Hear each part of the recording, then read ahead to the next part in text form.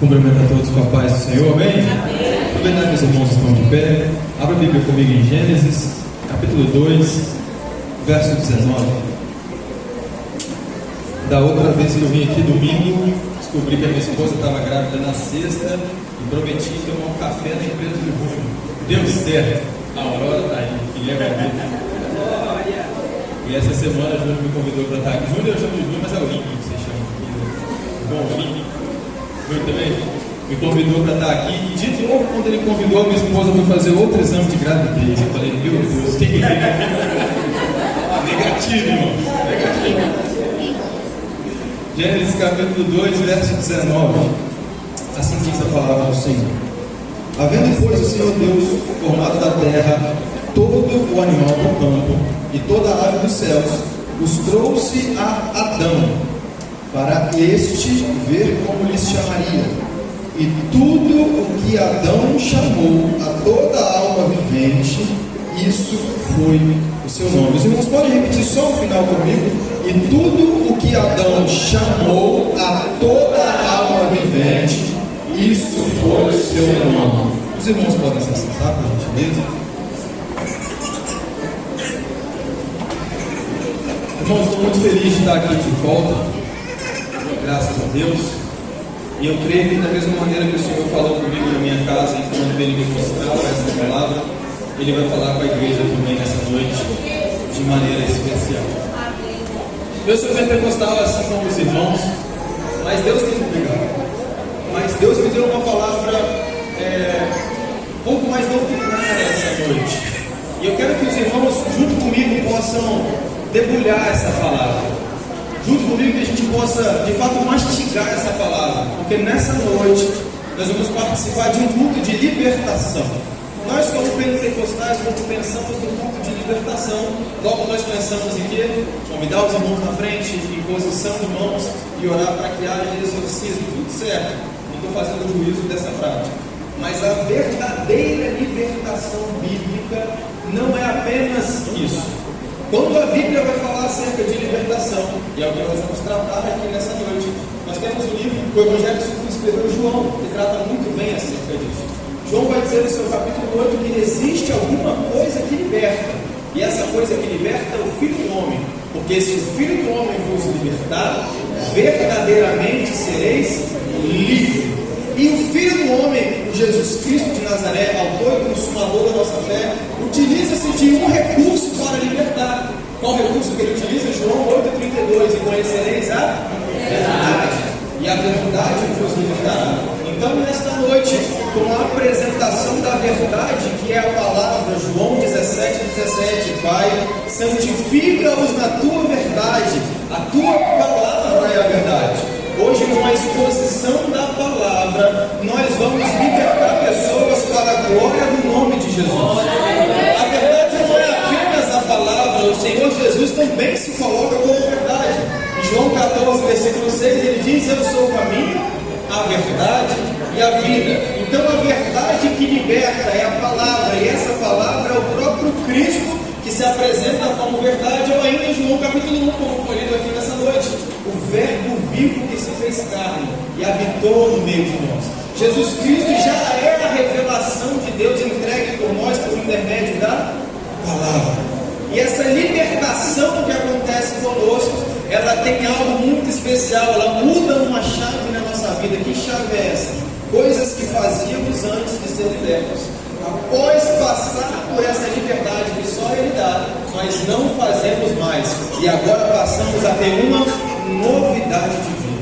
Nessa noite, coisas que fazíamos antes deste culto, nós não vamos mais fazer, porque vamos ser encontrados, não apenas informados, mas transformados pelo poder da palavra do Senhor, e isso vai mudar a nossa atitude. Essa é a verdadeira liberdade, essa é a verdadeira libertação.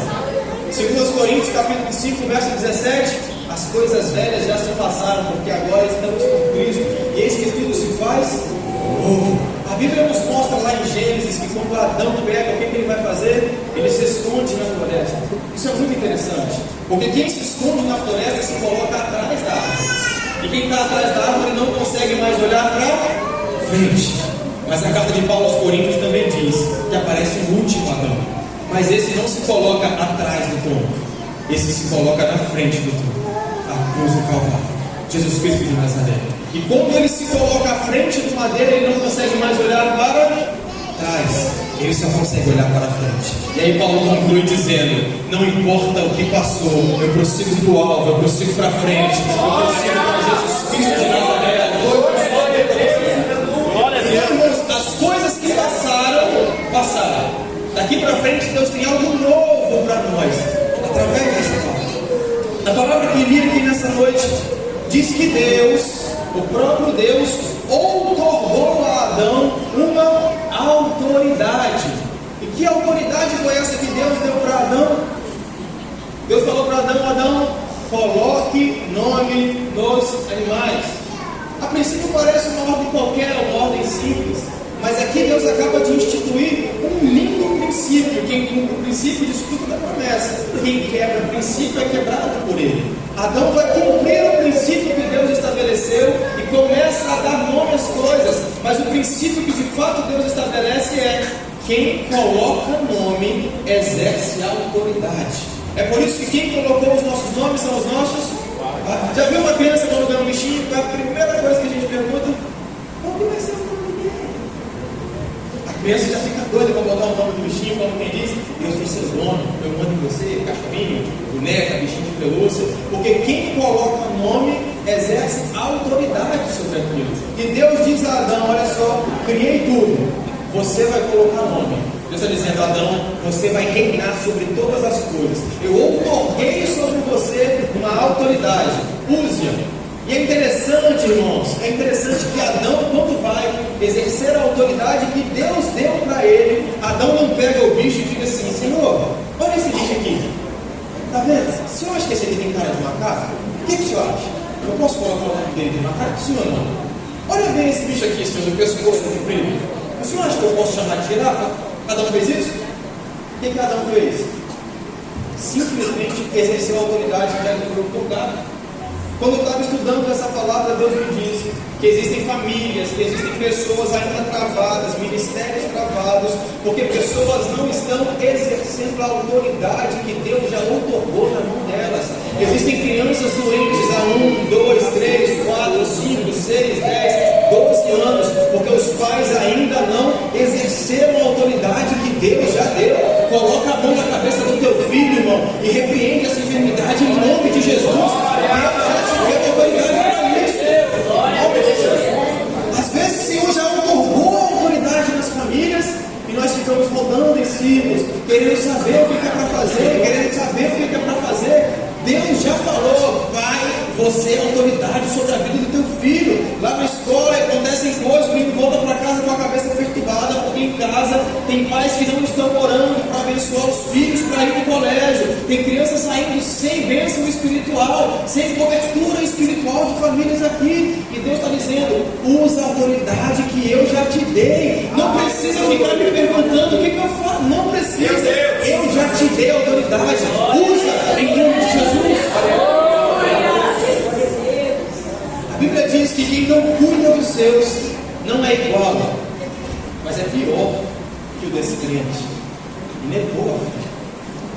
E esse cuidado, principalmente para os homens do culto de Dia dos Pais, passa por pelo menos 3 coisas no que diz respeito à provisão. Nós homens devemos ser provedores do nosso lar. Primeiro, provedores financeiros. Nós que saímos para caçar, irmão, todos os dias, precisamos voltar com o alimento, a tarefa árdua, mas nós também somos provedores emocionais. Às vezes ficamos muito preocupados apenas com a parte financeira, em botar um alimento dentro de casa, em saber que tem coisa na despensa, que está todo mundo com saúde, está tudo certo, mas ainda existem neste tempo jovens, adolescentes, sendo abraçados pelo mundo, porque não estão sendo abraçados em casa. As esposas passam por conflitos, a mulher é muito sentimental, muito mais do que o homem, ainda mais como diz o irmão Olímpio, aquelas que trabalham fora, além de trabalhar em casa, levam para fora os problemas de casa e trazem de fora os conflitos do trabalho, porque mexe com a alma da mulher, e quando ela chega em casa, tudo que ela quer é poder encontrar um peito, um ombro amigo, Bíblia, para ela poder debruçar e conversar com o marido, mas ele vai ficar na frente da TV trocando em todos os canais. Nós ministramos o tempo inteiro na rua, mas quando chegamos em casa estamos cansados demais de ministrar para as nossas esposas, cansados demais de ministrar para os nossos filhos. O homem é provedor financeiro, o homem é provedor emocional, mas principalmente o homem também é provedor espiritual. Existe uma frase que é linda, não é errada, porém não é bíblica. Mulheres de joelho, família de pé. Linda frase. Existem muitas mães que pagam o preço pela vida dos filhos, mas na Bíblia é o homem que conduz a família. A Bíblia quem tem que estar com o joelho no chão é o servo de Deus, é o varão da casa. Teu filho tem que passar assim e ver a porta do quarto entreaberta. Eu não vou lá não, que o papai está de joelho, papai está lá. O filho tem que chegar em casa porque estava brincando na rua e ver o pai debruçado na Bíblia. O filho tem que crescer e ter lembranças do pai em casa orando, falando em mistério, porque às vezes nós fazemos isso aqui, irmãos, está tudo certo, mas dentro de casa nós não somos as mesmas pessoas que somos aqui. Nós precisamos cuidar dos nossos no que diz respeito a isso. Nós precisamos exercer esse cuidado financeiro, esse cuidado emocional e esse cuidado espiritual. E isso passa por exercer a autoridade que Deus já ocupou a nós. Lembra da mulher que o profeta foi lá e falou para ela: minha filha, o que você tem? Só tem um punhado de farinha e um pouquinho de azeite na botija. O que o profeta disse para ela? Vai lá, faz um bolo com isso que você tem, sai na vizinhança, pega vasilhas, muitas, não poucas, traz, pega um monte de vasilha, fecha a porta da tua casa, e sabe esse azeite que ficou na botija? Vai virando ele nas vasilhas. Só faz isso. Essa mulher chega em casa, você não vê essa mulher orando quando chega em casa, você não vê essa mulher se ajoelhando quando chega em casa, você não vê essa mulher, Deus, o Senhor falou através do profeta. Não, ela chega em casa e faz o quê? Deita o azeite nas outras vasilhas, porque já lhe foi dada uma autoridade. É só exercer a palavra que já foi liberada. Não precisa mistificar as coisas, não precisa correr atrás daquilo que Deus já liberou. Deus já liberou bênçãos sobre a tua casa. Toma posse daquilo que Deus te deu. Apenas execute a palavra que já foi liberada. Casamentos vão acontecer. O pastor ora, o pastor recebe de Deus uma palavra, orienta. Quando chega lá na casa, o casal recém-casado parece que esquece. Toma posse daquilo que Deus já te deu. Exerce aquilo que Deus já te deu. Adão não ficou perguntando qual seria o nome do bicho. Adão simplesmente colocou o nome. Deus falou: vai lá e coloca, vai lá e faz. Ele foi lá e fez. Muitas coisas estão paradas porque nós não estamos fazendo. E pior, queremos ouvir da boca de terceiros. Não, Senhor, vamos ser de oração. E lá tem um irmão que fala. Se essa irmã, nada contra irmão, é justo. Já me deram várias palavras que mudaram a minha vida, várias orientações em ciclo de oração que Deus me entregou. Não estou fazendo juízo disso. Mas se Deus já falou, por que a gente quer ouvir da boca do homem, irmão? Para que terceirizar? A Bíblia diz que o véu do templo foi rasgado de alto a baixo. O próprio Deus que rasgou o véu do templo. Temos livre acesso ao Pai. O Pai já liberou a palavra. O Pai já liberou acesso. O Pai já liberou a intimidade. Temos acesso a Ele. Nós queremos ouvir da boca do Glória. Às vezes alguém vem a um culto como esse e fala: Senhor, usa o pregador para ele falar comigo. Deus já falou. Se Deus já falou, está falado. Toma posse e faz o que tem que fazer. Mas essa autoridade, ela é muito poderosa. Ela é extremamente poderosa. O que Deus confiou a nós, como chefes de família, como esposas e chefes de família, como pais e mães, é algo extremamente poderoso para a nossa casa. E nós podemos exercer isso para o bem, mas nós também podemos exercer isso para o mal. E infelizmente, é sobre isso que eu quero falar nessa noite. Deus mexeu o meu coração para poder falar a respeito disso. Existem alguns termos que nós aplicamos dentro da nossa casa que não agradam ao Senhor. E nós temos autoridade sobre a vida dos nossos filhos. Então, se nós colocamos palavras sobre a vida deles, que sejam palavras negativas, nós, como autoridade de Deus, vamos fazer com que essas palavras se tornem verdade na vida deles. Criança, aborrecente, nós estamos liberando maldição sobre a vida dessas pessoas, sobre a vida dessas crianças. não são crianças, não são aborrecentes. Essa menina fala demais, meu Deus, cala a boca, que ninguém te aguenta falar, menina. Você entrou no rádio, pelo amor de Deus. Deus moveu meu coração, irmão, para falar com pessoas aqui nessa noite. Mude a expressão. Essa menina fala demais, vai ser uma pregadora da palavra. Glória a Deus. Essa menina é simpática, vai com todo mundo, vai ganhar as nações para Jesus. Esse menino não quer parar em casa, vai ser um missionário. Pensa no menino que gosta de abraçar, vai trabalhar na recepção da igreja. Esse menino vai ganhar almas para Jesus. Esse menino eu nunca vi, passa na rua, só gosta de falar com morador em situação de rua. É esse que Deus vai usar nas vielas, irmão. É esse que Deus vai usar meia-noite para sair sexta-feira, nos becos e nas vielas para ganhar almas para Jesus. Só que nós precisamos mudar o nosso linguajar a respeito das nossas crianças, mudar as nossas falas a respeito dos nossos adolescentes, mudar a fala acerca dos nossos filhos. Não são crianças, não são adolescentes, não estão perdidos. Deus me traz à memória um texto. Quando apresentou a Jesus a mulher adúltera, e ele dá a famosa frase: aquele que não tem pecado atira a primeira pedra. A Bíblia diz que além de não atirar a pedra, as pessoas saem da face daquela mulher. Só que além disso, tem um detalhe do texto que às vezes a gente não lê. A Bíblia diz que as pessoas saem, mas a começar pelos mais velhos. Porque nós, os mais velhos, somos juízes demais. Somos duros demais. Achamos que sabemos de tudo e começamos a demonizar as gerações que vieram depois de nós. Mas juventude igual a minha não existe mais. No meu tempo que era retiro. Hoje, esses jovens não querem nada. Deus mudou, irmão. Por que ao invés de a gente não dá os joelhos no chão e fala: Pai, alcança meu filho nesse retiro. O Senhor é infinito em recursos. Dá uma experiência para ele, assim como o Senhor marcou a minha vida.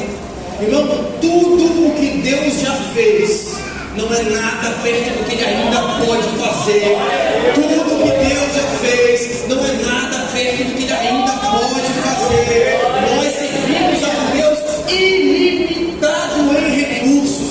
Se Deus já te curou, ainda tem cura para o teu filho. Se Deus te resgatou da vida de promiscuidade, Ele pode resgatar o teu filho. Os tempos mudaram, mas Deus continua o mesmo. Ele continua poderoso, o alfa e o ômega, o princípio e o fim. Ele não enfraqueceu. Ele não mudou. Nós que precisamos nos posicionar de maneira diferente. Às vezes chamamos as crianças de moleque, sem saber o que estamos dizendo. Foi essa palavra que o Senhor colocou forte ao meu coração, moleque. A Bíblia trata de um deus pagão, um D minúsculo, chamado Moloque. Com todo respeito. Moloque era uma estátua, corpo de homem, cabeça de boi. Ficava nessa posição. Vários textos bíblicos a respeito disso, Levítico fala a respeito disso também. Corpo de homem, cabeça de boi, com as mãos nessa posição. Moloque era todo feito de metal e ele era oco por dentro. Por trás do seu calcanhar, o que seria a batata da perna no calcanhar, colocavam ali lenha, colocavam ali brasa, colocavam ali fogo, e aquela estátua ficava incandescente, ela pegava fogo, e as nações pagãs ofereciam os braços de Moloque, os seus próprios filhos, como sacrifício àquele deus pagão. E essa palavra Moloque foi para as religiões africanas, e por conta dessa mistura que teve entre as raças, chegou no Brasil a palavra moleque, que nós usamos para as nossas crianças. Esse moleque é muito legal, olha que molecão, olha que moleque. Na verdade, estamos fazendo, irmão, menção a este Deus pagão, onde as pessoas sacrificavam crianças, quando na verdade chamamos nossos filhos de moleque. Estamos dizendo que eles são amaldiçoados como Moloque. Mas lembra? A palavra liberta, a verdade liberta. Essa noite você está tendo um confronto com a palavra de Deus. Tudo que ficou para trás passou. Daqui para frente nós vamos mudar isso para a glória de Deus. Lembra que a cara de Moloque é uma cara de boi? Essa cara ficava preta por causa das chamas que estavam dentro dele. E também por conta dessa cultura africana que nós temos no Brasil, nós cantamos aquela musiquinha que eu não vou cantar aqui, que você sabe qual é, do Boi da Cara Preta. Estamos colocando dentro da nossa casa maldição a respeito disso, mas Deus quer libertar famílias dessa noite, para que de hoje em diante isso não seja mais nos nossos lares. Essas religiões de matrizes africanas, irmãos, elas tratam a respeito disso sobre crianças travessas e bagunceiras, que é um tipo de saci relacionado ao Exu Mirim, um tipo de demônio. Então, quando nós chamamos as nossas crianças de moleque, na verdade, nós estamos falando que elas são tudo isso que eu já falei aqui. Mas nessa noite, mais uma vez eu repito, pela palavra de Deus, pela libertação que está passando por aqui, a verdadeira libertação é a palavra. Nós seremos libertados, e a verdade nos libertará. Através dessa palavra nós seremos libertos. Deus também trouxe ao meu coração, irmãos, pessoas que lá atrás, no passado, Deus quer curar você nessa noite, ouviram dos pais palavras de juízo, palavras pesadas, pessoas que têm feridas na alma por conta do relacionamento paterno e materno que tinham lá atrás. Às vezes feridas de 20, 30, 40, 50 anos que estão dentro de você. Deixa eu te dizer uma coisa, é noite de liberar perdão. É noite de tratar a tua alma. E eu vou dizer mais: liberar perdão cura câncer, liberar perdão cura síndrome do pânico, liberar perdão cura depressão, liberar perdão cura enxaqueca, reatar laços familiares, expulsa o demônio de dentro dos nossos lares. E nessa noite, através dessa palavra, Deus vai mexer com famílias nesse lugar. E eu creio que, se não agora, quando acabar esse culto, você vai ligar para alguém e vai liberar perdão para a vida de alguém. Aleluia! Glória a Deus! Espírito Santo de Deus! Aleluia! Se é hoje jovem, criança ou adulto, ancião que me ouve, você só ouviu palavras negativas na tua família, ainda que por ignorância dos seus pais, ainda porque não sabia. Nessa noite Deus me trouxe liberto. Eu gostaria que você não usasse isso. Abre a Bíblia comigo em Juízes, capítulo 3, verso 15. Eu também gosto do barulho, só que eu preciso ser obediente àquilo que Deus colocou no meu coração. Eu sei que não é costume ler o texto bíblico no meio de uma mensagem, mas acima da liturgia está a voz do diretor. O diretor está mandando. Juízes 3,15. Olha o que diz a palavra do Senhor. Então, os filhos de Israel clamaram ao Senhor, e o Senhor lhes levantou um libertador, Eude, filho de Gera, filho de Gemim, homem canhoto. Só até. Tudo que está escrito na palavra de Deus tem um significado ímpar para as nossas vidas. A Bíblia não ia dizer que esse homem é canhoto à toa, só para dizer, só para constar. Não sei se tem alguém canhoto aqui com mais de 40 ou 50 anos de idade. No Brasil ainda, nós passamos por esse preconceito na década de 80, 90, não podia ser canhoto, não sei se alguém se lembra. Tomava palmatória no colégio, o pai brigava, amarrava a mão para trás, era obrigado a escrever com a mão direita. Por conta de uma interpretação equivocada da Bíblia e da cultura judaica que tem influência aqui no nosso país, porque a Bíblia diz que 1000 cairão ao seu lado, mas 10.000 à tua direita. E Jesus está à direita, que o Pai com a destra sustenta. Então nós começamos a desprezar o lado esquerdo por conta desta palavra. Mas não é exatamente isso que os textos estão querendo dizer. Nós começamos a desprezar os canhotos. E lá naquela época os canhotos também eram desprezados. Os canhotos também eram colocados à margem da sociedade. Daí nasce o termo marginal. Os canhotos também eram tratados como incapazes, como limitados, como improváveis. Mas Deus decide levantar justamente um homem canhoto naquele tempo. O povo de Deus estava cativo nas mãos de um rei chamado Eglon. Esse rei Eglon, moabita, estava colocando carga, peso no povo de Deus. E esse povo de Deus então arrepende do pecado que tem no coração e clama a Deus por um libertador. Deus levanta a Eude, homem canhoto, para libertar esse povo. Então o que é interessante é que naquela época as pessoas eram destras e guardavam a espada na perna esquerda. Então quando iam visitar o rei, a guarda fazia uma ronda nas pessoas que iam visitar o rei para ver se tinha alguma arma. Só que como todo mundo era destro e pegava a espada na perna esquerda, os guardas faziam isso apenas na perna esquerda. Então todo mundo que ia visitar o rei, os guardas faziam uma revista na perna esquerda. Mas Eude era canhoto. Por ser canhoto, Eude não tinha espada na perna esquerda, mas ele tinha uma espécie de canivete na perna direita. Então, quando os guardas revistaram todo mundo, liberaram todos, inclusive a Eude. Quando Eude, eu vou adiantar a história, se coloca diante do rei, Eude, pela permissão de Deus, está armado na sua perna direita, porque é canhoto. Então Eude saca o seu canivete da sua perna direita com a sua mão esquerda, fere ao rei Eglon. O rei Eglon morre e por isso o povo de Deus está liberto para a glória do nome de Deus. Eude até então era desprezado, Eude até então era humilhado, Eude até então era limitado, improvável. Mas sabe o que é lindo? Foi justamente na limitação de Eude que Deus trabalhou. Se Eude fosse destro, ele não seria um libertador do povo de Deus.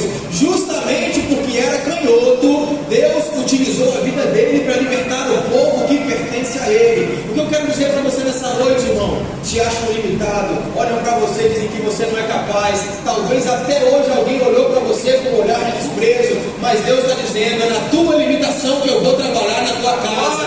Aquilo que você acha que não pode, que eu vou agir. Ah, mas eu não tenho carro. É justamente aí que eu vou trabalhar. Enquanto para alguns, irmãos, ser canhoto era humilhação. Quando você vai para o texto original, o nome Eude significa completo. Para alguém é limitado, para alguém é improvável, para alguém não pode fazer, mas para Deus é completo. Para o teu Pai você é completo. Foi Ele que te fez da maneira como você é. Não falta nada, serva de Deus. Eu tenho certeza que se eu perguntar para qualquer uma das mulheres aqui nessa noite, você mudaria alguma coisa em você? Tem 300 coisas na lista. Eu mudaria isso, mudaria aquilo, mexeria ali. Deus está dizendo para vocês: vocês são lindas e completas. Deus fez vocês assim para louvor e honra do nome dele.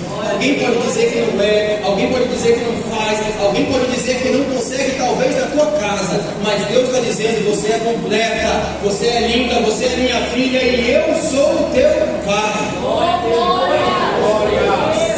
Deus trabalha dessa maneira, irmão. Quem vai entender o agir de Deus? Deus precisava de um porta-voz para liberar o povo dele do Egito. Ele chama quem? Um homem pesado de língua para ser porta-voz. Quem pensou nisso? Vai entender o trabalhar da mente de Deus. É assim que Deus faz. Na chamada de Deus com Moisés, Deus usa uma sarça. E Moisés, quando vê a sarça, ele não fica impactado com a sarça. A sarça é uma árvore comum, é uma árvore fraca, quebradiça, seca. É normal sarça pegar fogo no deserto, normal, pega todo dia, toda hora. O que chamou a atenção de Moisés é que aquela sarça pegava fogo, mas não se consumia. Quem sabe nessa noite Deus pega você, algo simples, algo comum, mas incendeia para a glória dele. O fogo arderá nesse altar e não se apagará. Essa é a chamada de Deus, irmãos. Deus trabalha com os improváveis. Por quê? Porque se Deus pegasse quem já estava pronto, a glória ficava para o homem. Deus pega o improvável para a glória ficar para ele. Se há 8 anos atrás falassem para mim que eu ia estar de terno e gravata no domingo pregando na Assembleia de Deus, vai falar: você é louco, porque eu estava num boteco sentado bebendo. Mas Deus pega o improvável.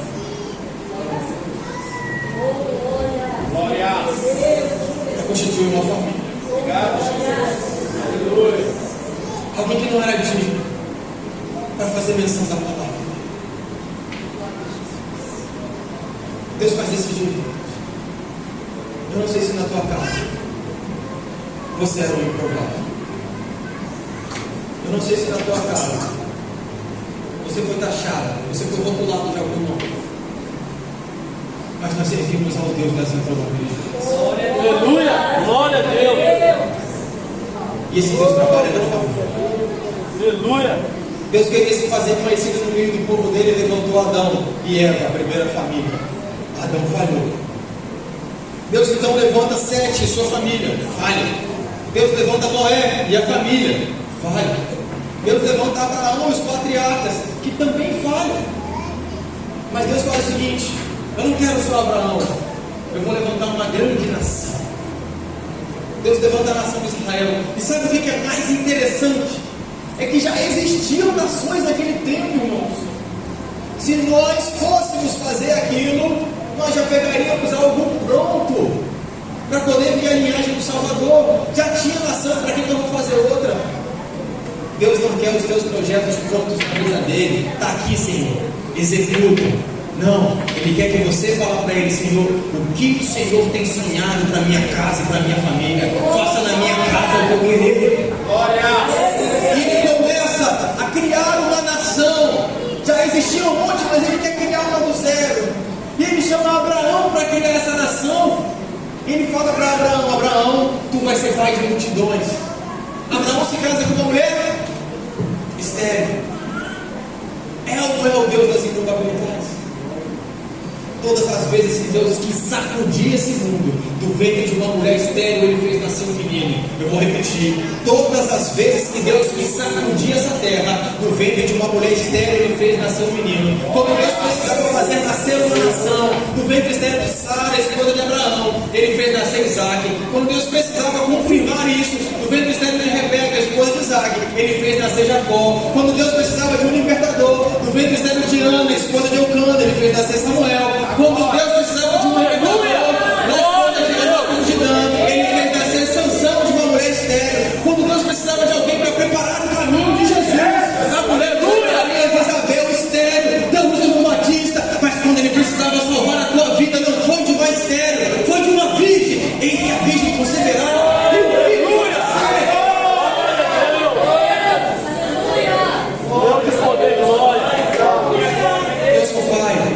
Tirei foto 1000 vezes, meu filho, meu filho, meu filho, meu filho.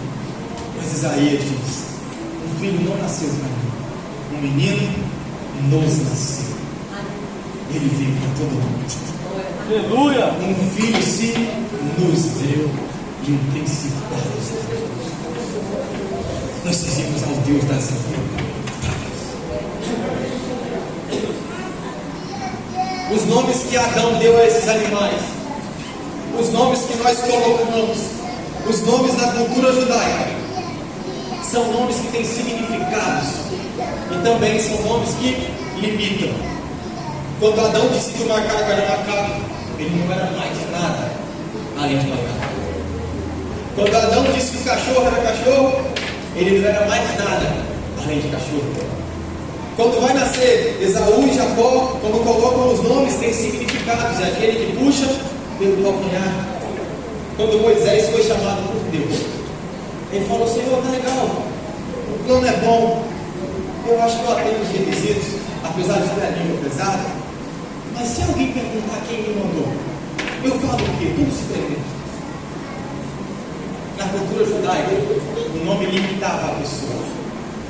Deus usa um jogo de palavras em hebraico, Erie, Achê, Erie, que não tem um significado. Na nossa Bíblia está escrito que eu sou o que sou, mas esse verbo do hebraico não tem significado no presente. Não existe eu sou o que sou. Deus, em outras palavras, para poder encurtar por causa do tempo, disse para Moisés: eu mostrarei ser o que mostrarei ser. Como assim? Erie, Achê, Erie. Deus disse para Moisés: Moisés, eu mostrarei ser o que mostrarei ser. Ou ainda, eu serei o que serei.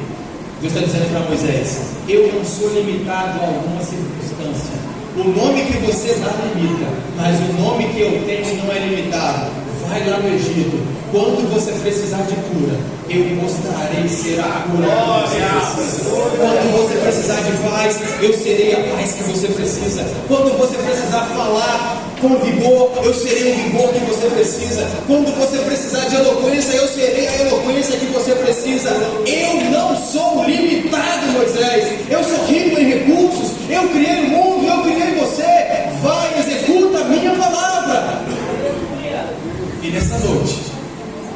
Deus ilimitado quer abençoar famílias da cidade.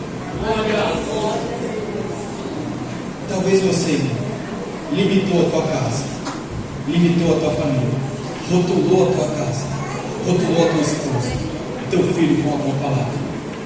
Mas Deus, nessa hora, quer tratar isso para a glória dele. Mais 2 minutos eu ensino. E esses 2 minutos, eu queria que você se colocasse ao lado da tua filha. Pode fazer isso agora, em nome de Jesus.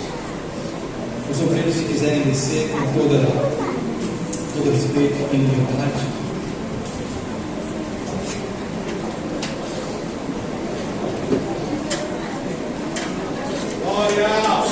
Deus vai trazer à tua memória situações, palavras, coisas que foram liberadas em momento de raiva, coisas que foram liberadas em momento de tristeza, coisas que foram liberadas em momentos de estresse e que até hoje causam feridas e mágoas dentro da tua casa. Deus quer tratar isso nessa hora em nome de Jesus.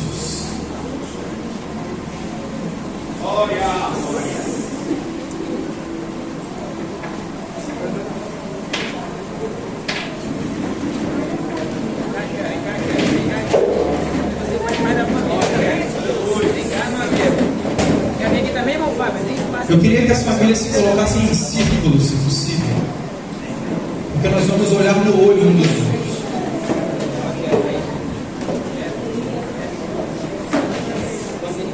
Eu quero que você entenda que Deus já está trabalhando nessa hora, irmão. Está fazendo na tua memória coisas aqui. Vai ter perdão liberado nessa noite. Vai ter aliança sendo renovada nessa noite. Pai pedindo perdão para filho, filho pedindo perdão para pai, marido pedindo perdão para esposa, esposa pedindo perdão para marido. Eu não queria que você me olhasse nesse momento. Eu queria que você olhasse para o teu ente querido. Deus vai trazer à tua mente situações que precisam ser tratadas. Deus vai trazer à tua mente situações que precisam ser tratadas. E você nessa hora, com toda a humildade, em nome de Jesus, vai pedir perdão se necessário. Se você não tem nada para ser tratado neste ano, ore pela tua casa e utilize a autoridade que Deus te deu para abençoar, para liberar palavras de prosperidade, para dizer que teu filho vai ser grande, que a tua esposa vai ser próspera, que o teu casamento vai ser mais feliz. Pode orar, irmão, você é o sacerdote do teu lado. Eu não vou orar pela tua casa, é você que vai orar, você que é o sacerdote. Deixa Deus ouvir a tua voz, deixa Deus ouvir a tua voz. Se Deus trouxer algo ao teu coração, não endureça o teu coração, mas peça perdão, querido. Libera isso em nome de Jesus. Pessoas que não se falam vão voltar a se falar. Pessoas que utilizaram palavras de maldição agora vão usar a boca para proferir bênçãos. Coisas que não agradavam a Deus vão mudar dentro da tua casa a partir de hoje. Programas de televisão que passavam lá não vão mais passar. Não vai mais esquecer o lado dentro do quarto. Vai ter presença de Deus. Vai ter família se reunindo. Não vai mais almoçar fora da mesa, mas vai ter relacionamento.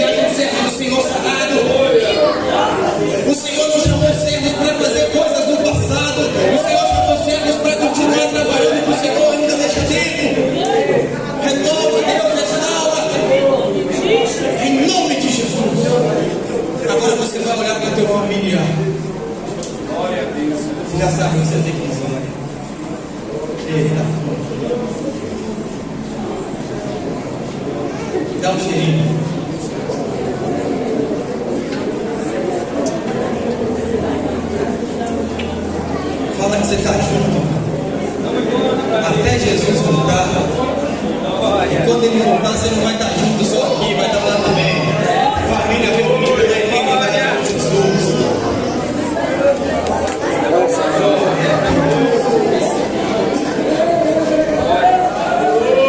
Glória a Jesus, tu és santo, tu és poderoso, Jesus.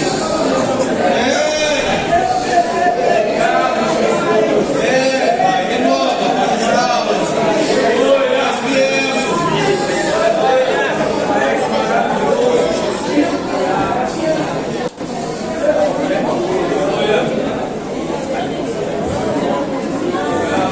e a partir de hoje, não existe mais na nossa casa palavra de maldição. A partir de hoje, não existe mais na nossa casa palavra para rebaixar. A partir de hoje, não existe mais palavra para humilhar. Não adianta fazer a alegria de todo mundo e humilhar o filho para isso. Ao contrário, nós vamos liberar os nossos filhos para prosperar. Vamos liberar a nossa esposa para crescer. Vamos liberar a nossa casa para crescer com Jesus em